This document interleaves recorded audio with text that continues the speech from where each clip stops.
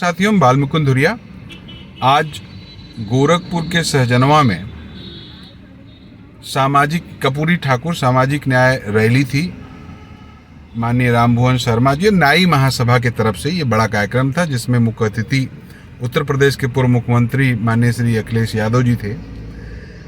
इस समय जिस तरह से अति पिछड़ों की राजनीति परवान चढ़ रही है, जिस तरह से पिछड़ों की राजनीति पे खूब हो हल्ला हो रहा है, पूर्वांचल में ये एक बड़ी पहलकदमी थी।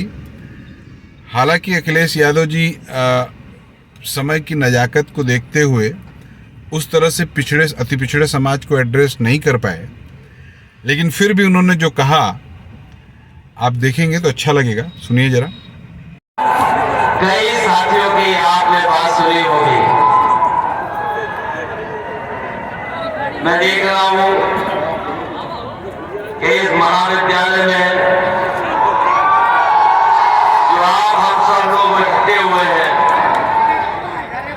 मुझे जोश और उत्साह बहुत दिखाई दे रहा है।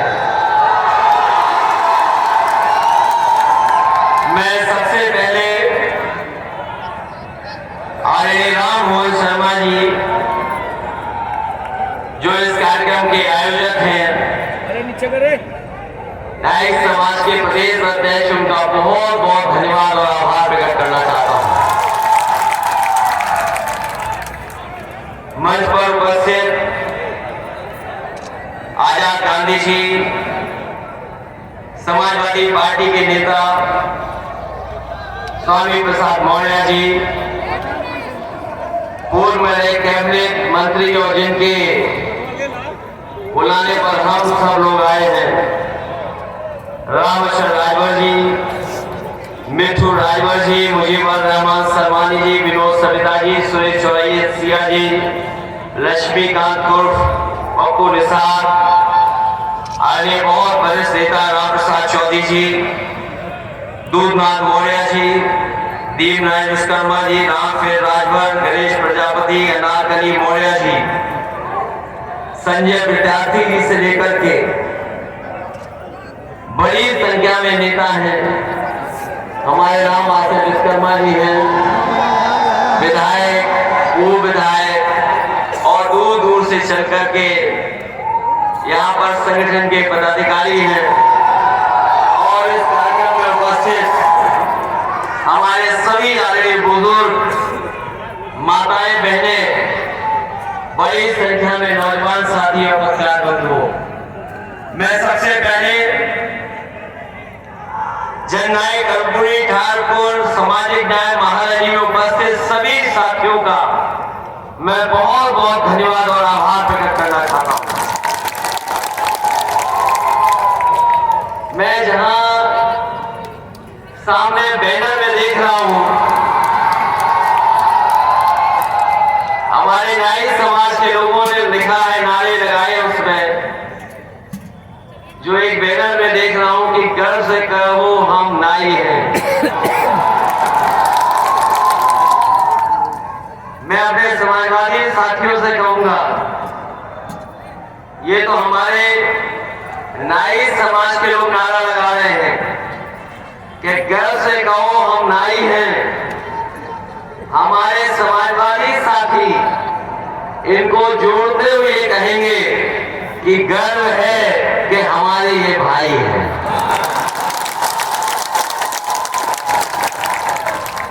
और जिस समय हम इन लोगों को अपना भाई, अपना परिवार का सदस्य मान लेंगे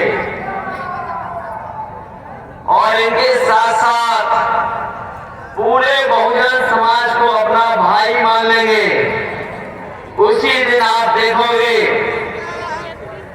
कि पीडीए एनडीए को हवा में उड़ा देगा। ये बड़ी लड़ाई होने जा रही है। ये देश की सबसे ऐतिहासिक 2024 की लड़ाई होने जा रही है। एक तरफ तो वो लोग हैं जिन्होंने हजारों साल हम लोगों को अपमानित किया है,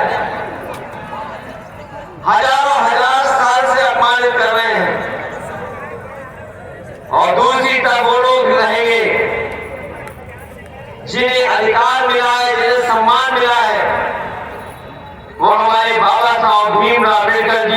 संविधान दिया उसको बचाने वाले लोग होंगे।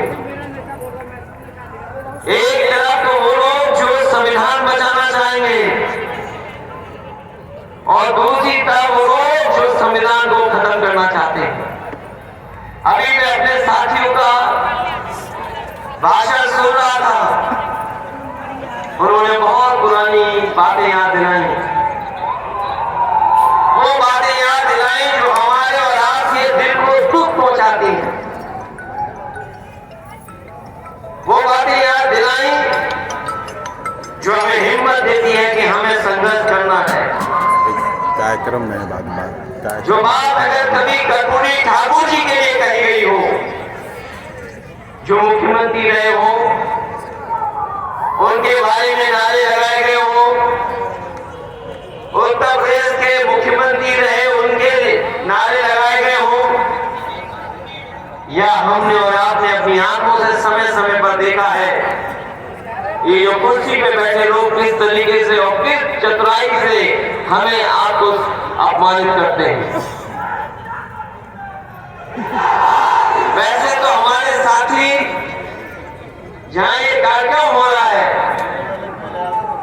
ये मुख्यमंत्री जी का गृह जनपद है और अक्सर हमारे साथी उन्हें कहीं न कहीं सोशल मीडिया पर, अखबारों में, टीवी में देखते होंगे। मुझे बहुत सी चीजें कभी कभी अखबारों की तस्वीर से देखने को मिलती हैं। गोरखपुर वालों, आपने कभी नहीं बताया कि मुख्यमंत्री फिल्में भी देखते हैं। वैसे तो उनके काम अलग तरह के हैं, लेकिन इधर मैंने देखा है कि वो फिल्में देख रहे हैं। और मैंने कई बार कहा कि जो फिल्म देखी जाए वो आगे बैठ के नहीं देखी जाती, वो पीछे बैठ के देखी जाती है। यहाँ ये जितने साथी हैं ये जानते होंगे जब सिनेमा हॉल में कोई फिल्म देखने जाता है तो वो कभी आगे बैठ करके नहीं देखता है। जो फिल्म देखने हॉल में जाएगा वो पीछे बैठ के देखेगा। जो बालकनी होती है वहां से फिल्म अच्छी दिखती है, लेकिन हमारे मुख्यमंत्री कमाल के हैं, वो फिल्म पीछे से नहीं देखते हैं, हॉल के आगे बैठते हैं, सबसे आगे कुर्सी पर। और सुना मैंने उनका कोई बहुत ही फेमस एक्ट्रेस है, उन्होंने कहा कि उनकी फिल्म देख करके वो भावुक हो गए।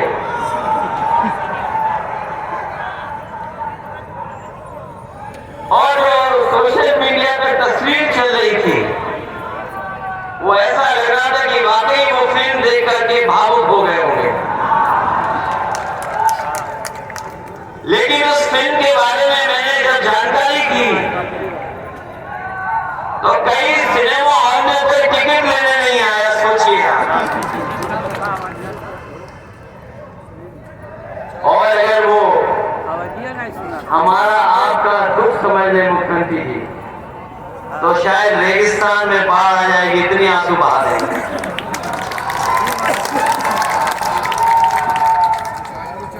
कितनी बार उन्हें समझाएं कि फिल्म आगे से नहीं देखी जाती, सिनेमा हॉल में पीछे बैठोगे तो अच्छी दिखाई देगी। और कहने को तो वो योगी है, लेकिन हमने और आपने उनका योग करते हुए देखा है।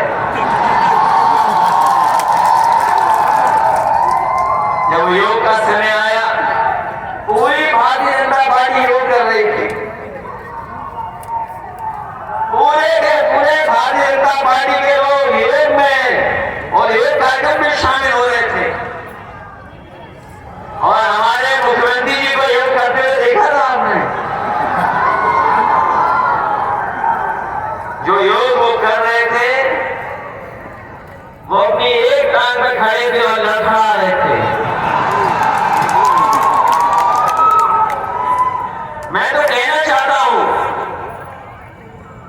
कि भाई अगर आपको यूं करना था तो कम से कम अनुलोम विलोम कर लेते, उसमें पकड़े नहीं जाते यार। हमारे जो प्रदेश के मुख्यमंत्री हैं कमाल के हैं, उनसे क्या उम्मीद करोगे। और अभी मैंने गोरखपुर में एक कुछ पकड़े जाने की खबर सुनी थी मैंने। कई कुंटल एक पुलिस का अधिकारी लेकर के जा रहा था, वो पकड़ा गया। सवाल ये नहीं है पकड़ा जाना, सवाल ये है कि वो झाड़ बना रहा था आखिरकार गोरखपुर में।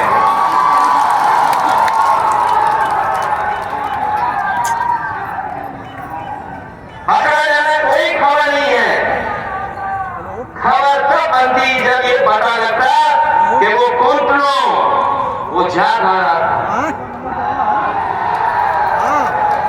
कोई बता रहा था कि सर्दी बढ़ गई है इसलिए जगह जगह जा रहा था।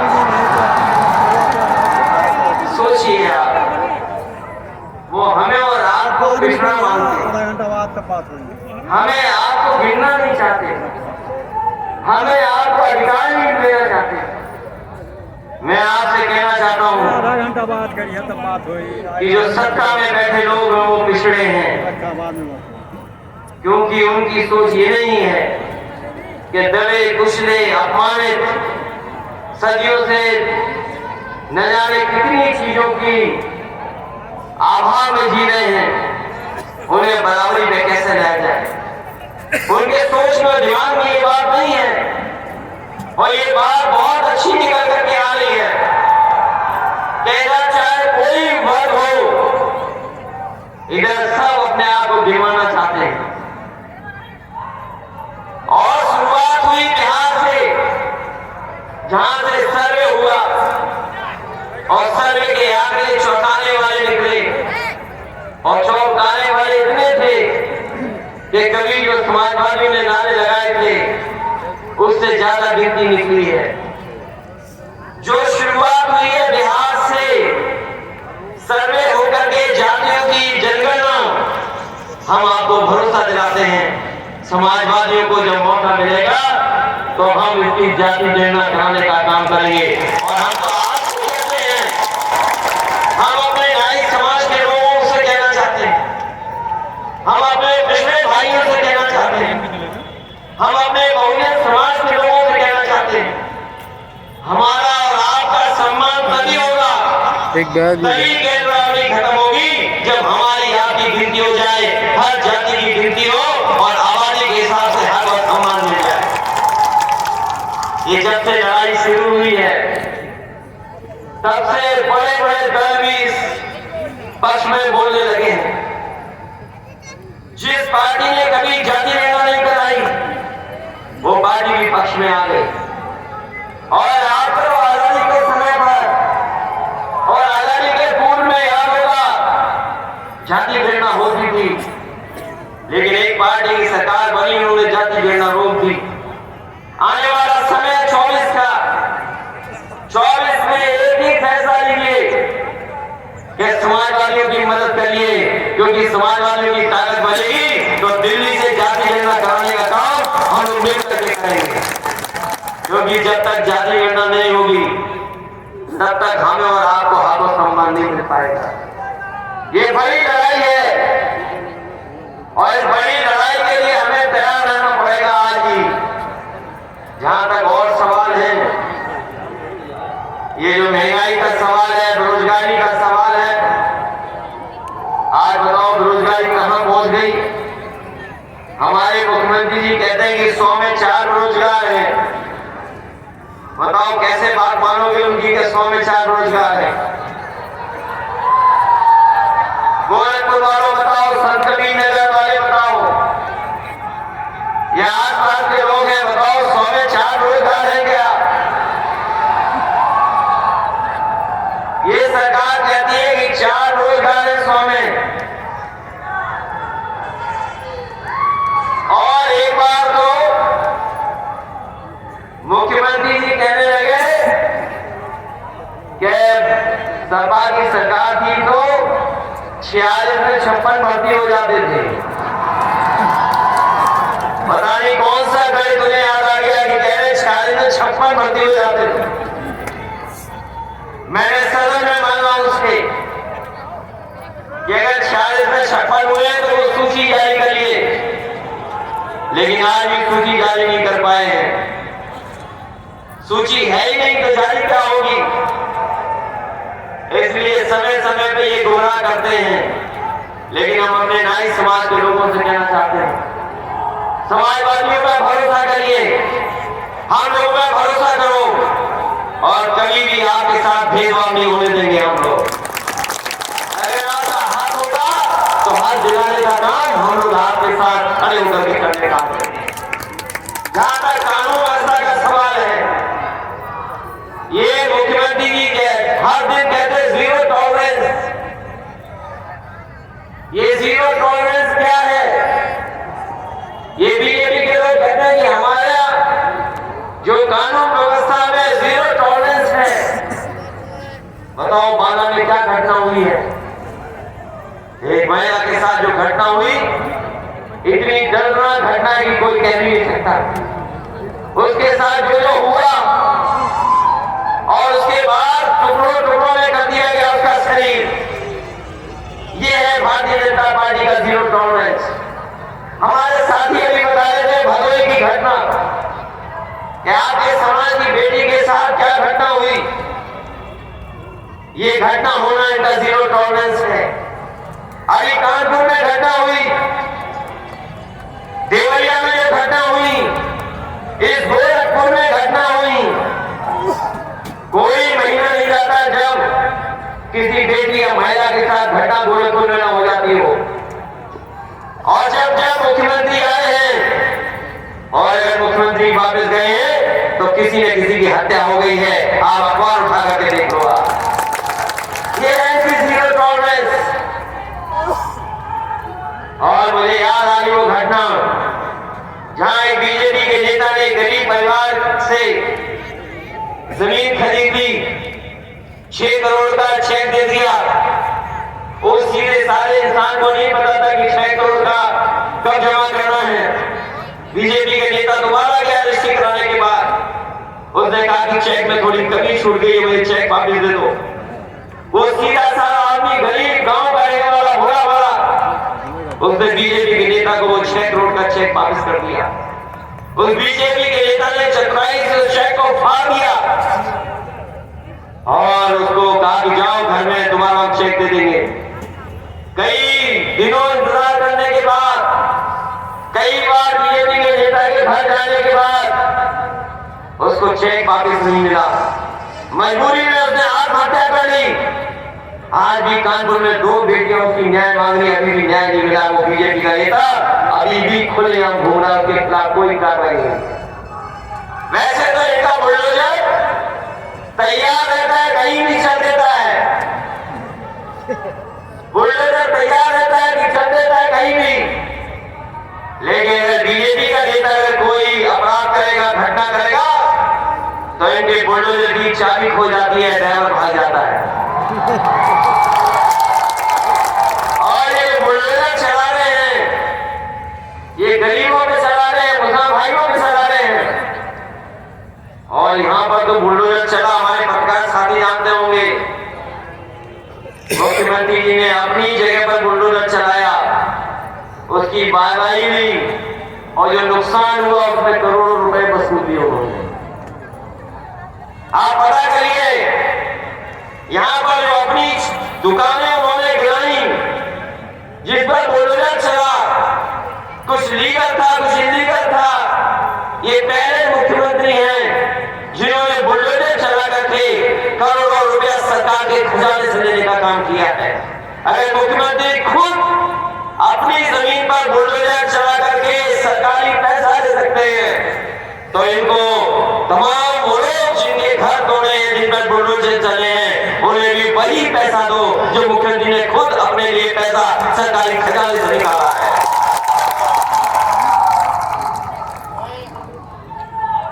वैसे तो मुख्यमंत्री जी की हमने सड़कें देखनी है, गड्ढे वाली सड़कें देखनी है, और सड़कों में नई भर्ती हुई है,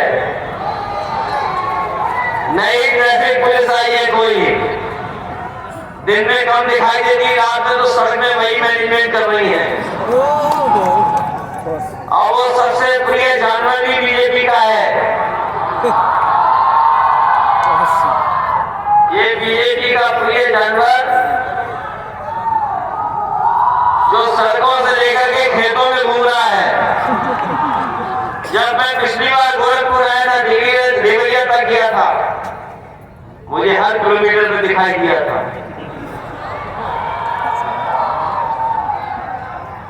इधर थोड़े कम हो गए हैं, लेकिन मैं ये कहना चाहता हूं कि इनकी वजह से उत्तर प्रदेश में कोई ना कोई एक्सीडेंट हो रहा है और किसी न किसी की एक जान जा रही है।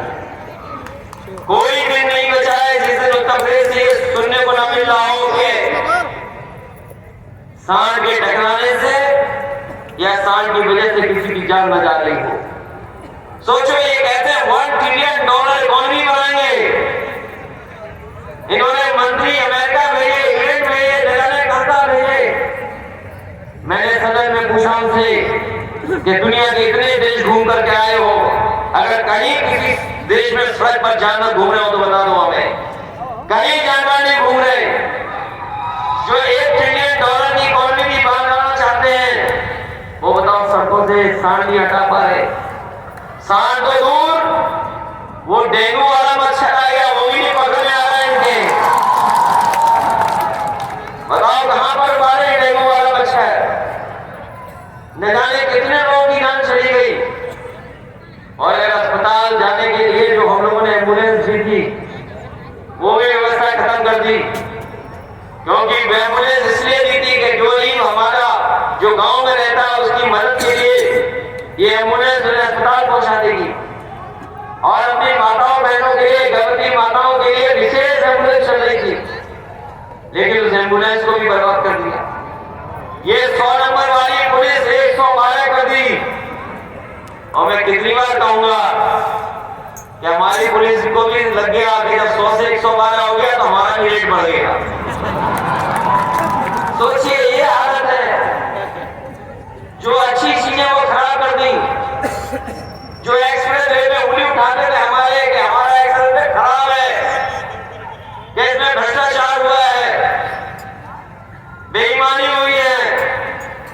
लेकिन मैं आपको बताना चाहता हूं, जिस सड़क पर प्रधानमंत्री जी ने अपना हवाई जहाज उतारा था हरकुलस, वो किसी और ने नहीं, समाजवादी ने बनाया था। अगर समाजवादी नहीं बनाते उनका हवाई जहाज नहीं उतर सकता था। और क्योंकि एक्सप्रेस वे के बारे में पता नहीं है, जैसे फिल्म देखने का नहीं पता इन्हें कि फिल्म कहां बैठ करके देखी जाती है, वैसे ही एक्सप्रेस वे कैसे बनता है वो नहीं पता उन्हें। अभी गोरखपुर जोड़ने का एक्सप्रेस वे बन रहा है।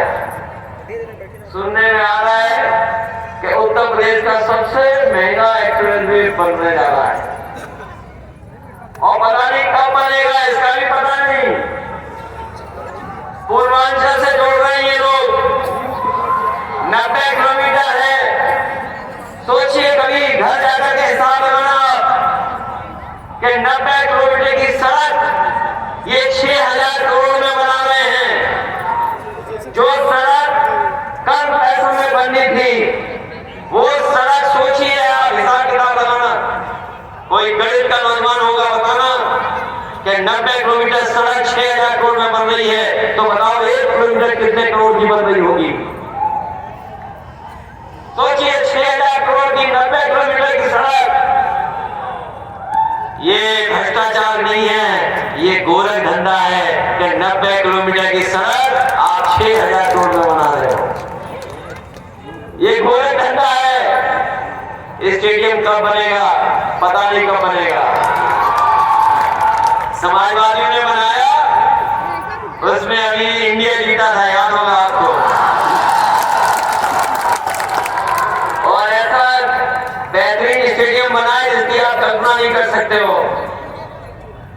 आप पता नहीं है गोरखपुर में बना रहे कि नहीं बना रहे, लेकिन अपने हम साथियों से कहकर के जा रहे हैं, अभी तो समय है करने पर ये बना दे तो बना दे, नहीं तो लखनऊ से अच्छा स्टेडियम समाजवादी लोग बना करके दिखाएंगे। इसलिए बहुत सी बातें की जा सकती हैं आपके बीच में, बहुत सी बातें की जा सकती हैं आपके बीच में, लेकिन सच्चाई ये है कि आज हर वर्ग के लोग दुखी हैं, हर वर्ग के लोग दुखी हैं। नौजवान से पूछिए, उसके पास नौकरी नहीं, रोजगार नहीं, भविष्य क्या होगा ये नहीं पता। हमारा किसान जिसको झूठ बोल करके ये कहा गया कि आय दोगुनी होगी, हमारा किसानों का गेहूं प्राइवेट कंपनियों से खरीदवा लिया गया, और प्राइवेट कंपनियों से इसलिए खरीदवाया क्योंकि उनको ये मुनाफा देना चाहते थे। हमारा सवाल ये है कि अगर प्राइवेट कंपनियां गेहूं खरीद रही हैं और ज्यादा मुनाफा कमा रही हैं, तो बताओ सरकार ने क्यों नहीं खरीदा? और सरकार खरीदी तो हमारे गरीब और किसान को मुनाफा होता, उनको फायदा होता। लेकिन सरकार ने किसानों को नहीं फायदा पहुंचाया, इन्होंने सीधे सीधे प्राइवेट कंपनी को फायदा पहुंचाने का काम किया। अभी धान कटने लगा है, अगर कहीं सरकारी खरीद हो रही हो तो बता दो आप। ये जितने हमारे बैठे लोग हैं सब पे खेत होंगे, खेती बाड़ी भी करते हैं, बताओ धान अगर कहीं खरीदा गया हो सरकार में तो बता दो हमें। और जो सरकारी कीमत है, जो आय दोगुनी की बात है, वो अगर किसी को मिल रही हो किसानों को तो बताओ आप। और जो लोग खाद कह रहे हैं, डीजल पेट्रोल खाद महंगी नहीं हुई, महंगी के साथ साथ उसमें कमी भी हो गई थोड़ी बहुत। बताओ खाद की गोली से कुछ किलो हटा दिया कि नहीं हटा दिया? और हमने चुनाव में कहा था कि ये जो महंगाई है, ये मुनाफा कैसे कमाया जाता है, पार्ले जी बिस्किट पैकेट से सीख रहे हैं। आपने देखा होगा हमारे ये बुजुर्ग हैं, बुजुर्ग हैं हमारे, या पैसे बैठे होंगे, पहले कितना बड़ा आता था पार्ले जी का पैकेट, जैसे जैसे महंगाई बढ़ती गई पैकेट छोटा होता चला गया। बताओ आज भी पैकेट मिल रहा है, लेकिन बिस्किट कितने मिल रहे हैं उसमें? ये बीजेपी वाले रहेंगे तो गोली से धीमे धीमे खाद हटा देंगे। अभी तो 5 किलो हटाया है, ये दोबारा आगे तो न जाने और कौन सा तरीका अपनाएंगे। आज कोई भी सरकारी नौकरियां हो, चाहे शिक्षक भर्ती हो, बीपीएड हो, टीईटी वाले हो, या 69,000 वाले हो, हमारे शिक्षा मित्रों को भी धोखा दिया। कोई विभाग नहीं है जिसमें आरक्षण को लेकर के इन्होंने हेरा फेरी न की हो, और इतनी चतुराई से भर्ती करते हैं कि जिसमें पीडीए के लोग आप लेंस लगा के भी नहीं ढूंढ सकते हो। आप गोरखपुर की भर्ती देख लो, किसी भी मेडिकल कॉलेज की भर्ती देख लो, या और सरकारी नौकरियां, यहीं पर देख लो कितना आपके साथ भेदभाव हो रहा है।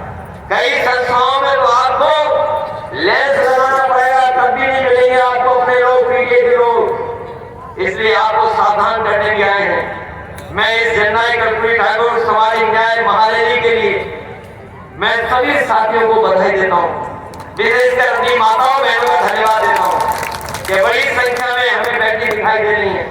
हम इन माताओं बहनों को बताना चाहते हैं कि समाजवादियों की सरकार बन गई होती तो आपको हम लोग 3,000 रुपया समाजवादी पेंशन दे रहे होते, लेकिन आज हमारी सरकार नहीं बनी, हम लोग नहीं दे पा रहे हैं, आपको नहीं मदद कर पा रहे, नहीं सम्मान दे पा रहे हैं। लेकिन अपनी हम माताओं बहनों को भरोसा दिलाते हैं और समाजवादी साथियों को कि जब कभी भी समाजवादी सरकार बनेगी हम लोग 3,000 से ज्यादा समाजवादी पेंशन देने का काम अपनी माताओं बहनों को करेंगे। जहां तक जाति गणना का सवाल है, हमने पहले भी कहा और फिर कहता हूं मैं आपको, सामाजिक न्याय बिना जाति गणना के संभव नहीं है।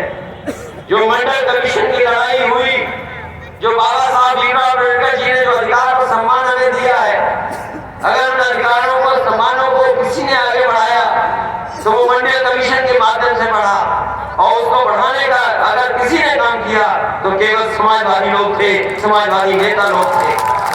इसलिए हम अपने नाई समाज के लोगों को कहकर दिया रहे हैं और अपने पिछड़े भाइयों से कि जब से हम लोगों ने पीडीए का नारा दिया है, ये एनडीए वाले घबरा रहे हैं, ये एनडीए वाले घबरा रहे हैं कि एनडीए का जवाब पीडीए है। उनके एनडीए में कुछ भी नहीं है, सब कुछ पीडीए में है। आबादी पीडीए की ज्यादा है, इसलिए पीडीए ही इनको हिसाब किताब सही सिखाएगा। इसलिए साथियों, मैं एक बार फिर आपको बधाई देता हूँ, सबको बधाई देता हूँ कि इस कार्यक्रम को आपने सफल बनाया है। जो नारा आपने तख्ती पे लिखा है कि गर्व से कहो हम नाई हैं, हम समाजवादी लोग कहते हैं कि हम गर्व से कह रहे हैं कि आप हमारे भाई हैं। आज अपने आप जुड़े हैं, न केवल आप जुड़िए, औरों को भी जोड़िए जो हमारे और आपके साथी हैं, जो समय समय में हमसे दूर हो जाते हैं, उन्हें भी जोड़ने का काम करना। हम लोगों ने लगातार प्रयास किया था जोड़े उन लोगों को, समय समय पर हमारे साथ जुड़े भी, लेकिन किसी राजनीतिक स्वार्थ के कारण लोग हम लोग से दूर भी चले गए। लेकिन हमें भरोसा है कि 24 की लड़ाई में आप हम सब लोग मिलकर के काम करेंगे तो वो साथी भी आएंगे। जहाँ आपकी ताकत बढ़ेगी तो वो भी साथी आपके साथ दिखाई देंगे।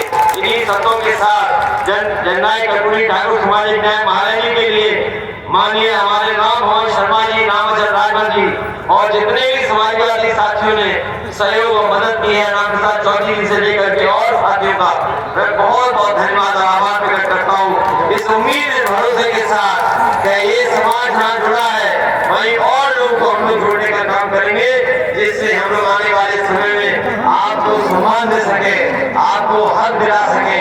आपके जो लगातार वर्षों से लड़ाई चल रही है कि हम बराबरी में सम्मान पाए, हमें उम्मीद है कि इसी तरह हम एकजुट रहेंगे तो आने वाले समय में हम सब लोग उस जगह खड़े होंगे जहाँ हमें आपको पूरा का पूरा सम्मान मिलेगा।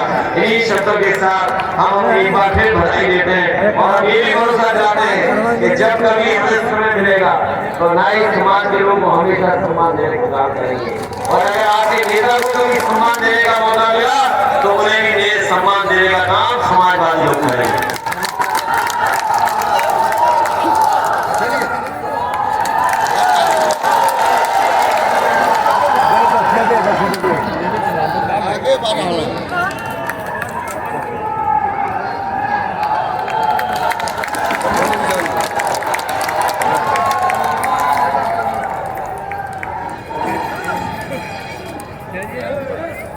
पैसा बैठा सब